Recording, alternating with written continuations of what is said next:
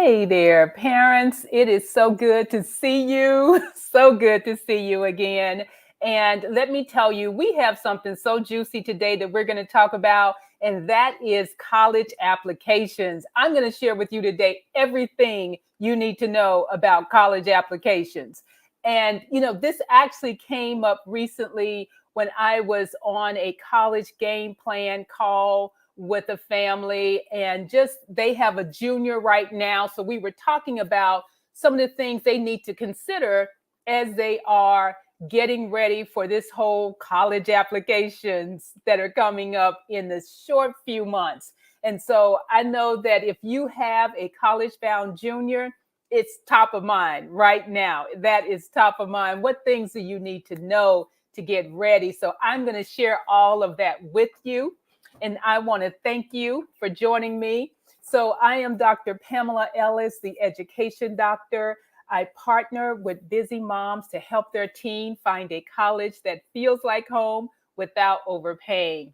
Now, listen, I mentioned to you that I was having a college game plan called. That's a complimentary, in other words, free call that I do, and I want you to definitely sign up for one as well. It's a chance for you to get all of your questions answered in this, brief time that we have together. But let me tell you, it's powerful. It is really powerful. And you can sign up for that. And I'm going to post that in the comments so that you can definitely sign up for it, because it'll be a great opportunity for you. So listen up. Here's what we're going to talk about. College applications are coming up so soon. I mean, they'll be here in a short few months. And a lot of times parents are just kind of worried about, what's going to happen when the applications are open, what things their teens need to be prepared for. And so I'm going to share with you these really quick and powerful tips so that you'll know what to expect for the college application season, and you can start being ready, because there are some things that you and your team can do now to prepare for those applications, and I don't want you to miss out in any way. So let's start out with talking about just what these college applications are about. What things do you need to know so that you're ready for them? So here's the first thing I want you to know. And by the way, if there's anything that I do not cover or something you want to know more about, just, sign up for our complimentary college game plan session. It's free, and we'll have a chance to talk specifically around what your needs are as it relates to college admissions at this time. So, first off, here's the first thing that I want you to know. And by the way, if you are logging in, let me know where you're calling in from, where you're tuning in from. And also, if you're watching the replay, I want you to comment replay so that I know that you're checking it out. So let's talk about this first thing I want you to know. So, first off, there are several different college application systems. And these college application systems are based on the colleges where your teen is applying. So, right now, if you have a junior, they're probably putting together their college list. And based on those colleges where they'll be applying, there could be 2 or 3 different systems that they may be using over the course of their application season.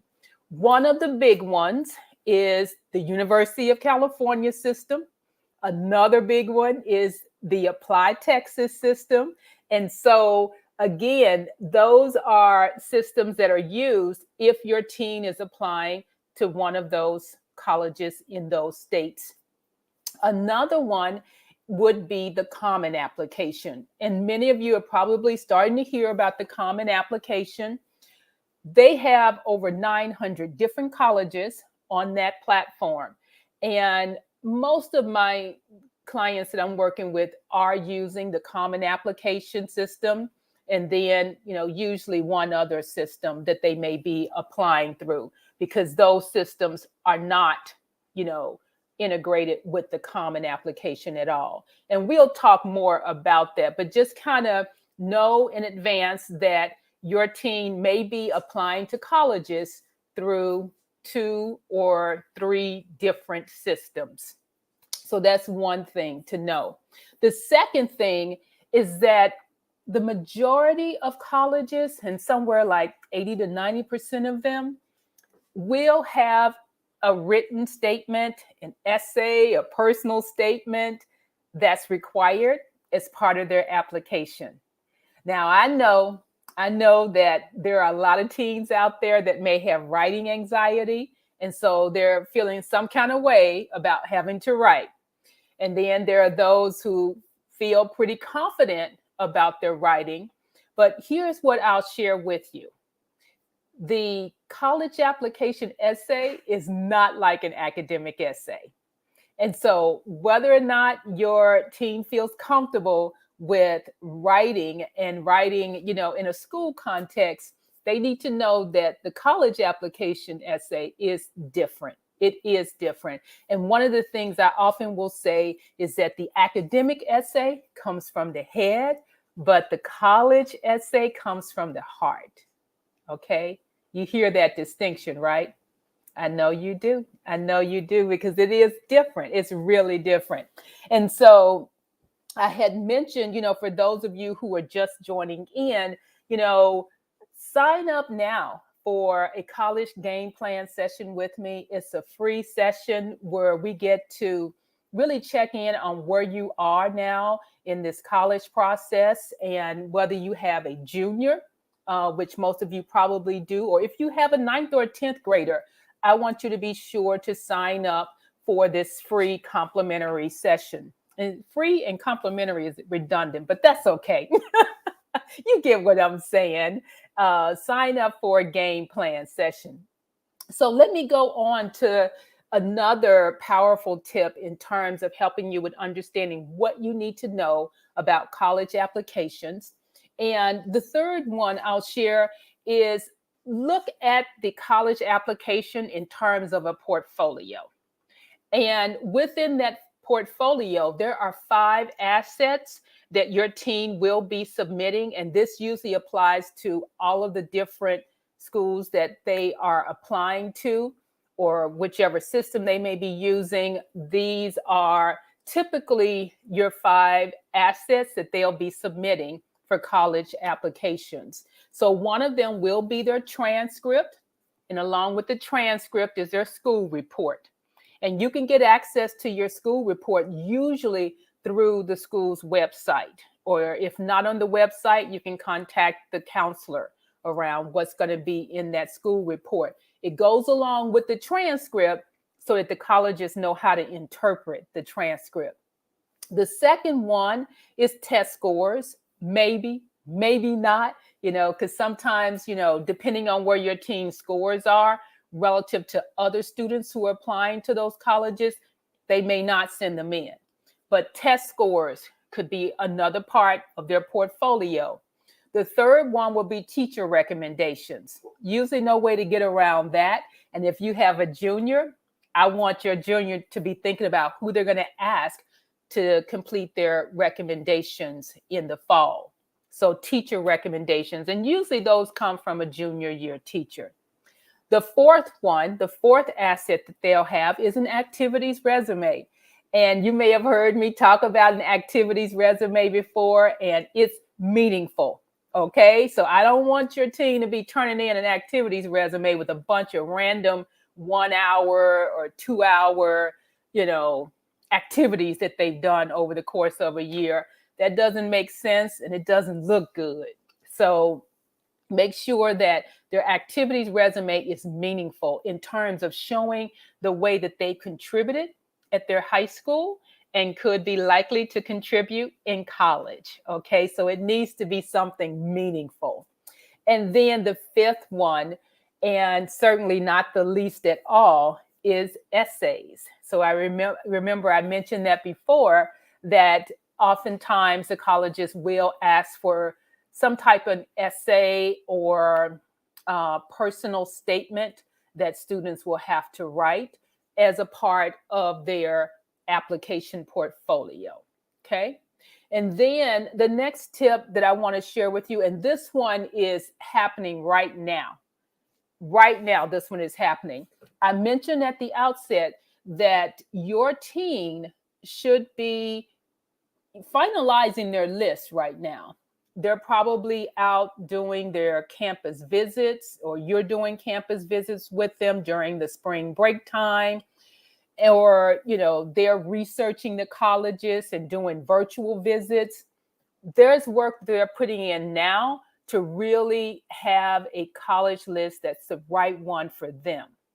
Now, as part of that, what they're actually doing is they are already writing their essay for why this college.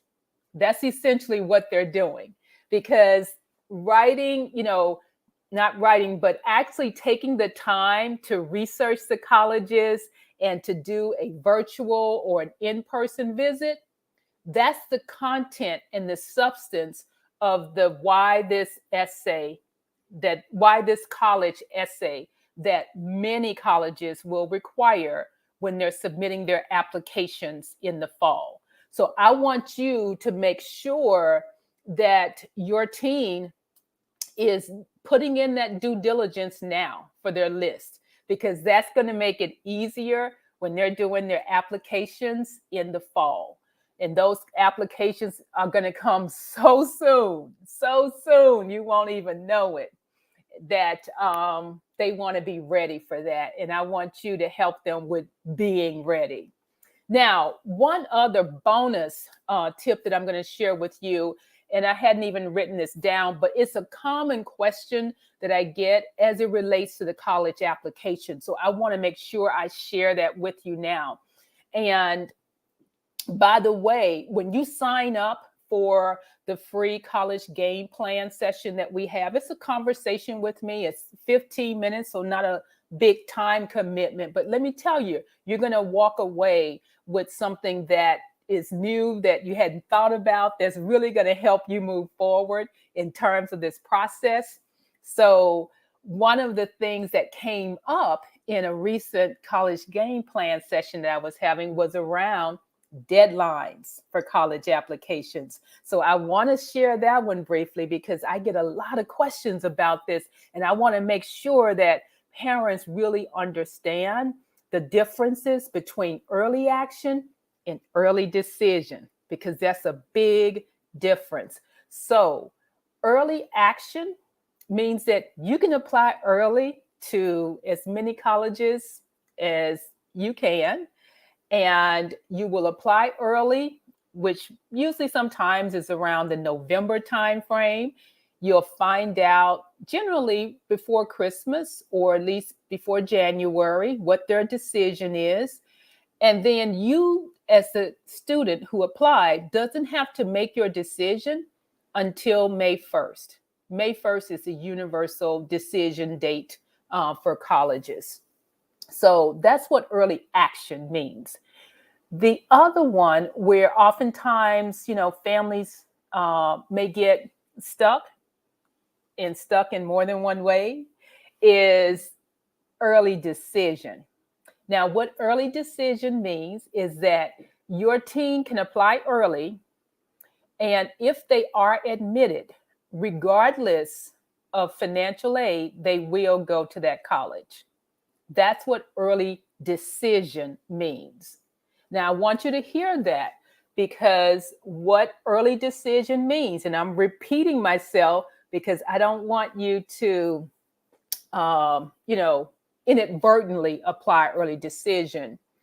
Early decision means that if your teen is admitted to that college, they must go regardless of financial aid. Not all colleges offer early decision, but there are some that do, and you need to be aware of that.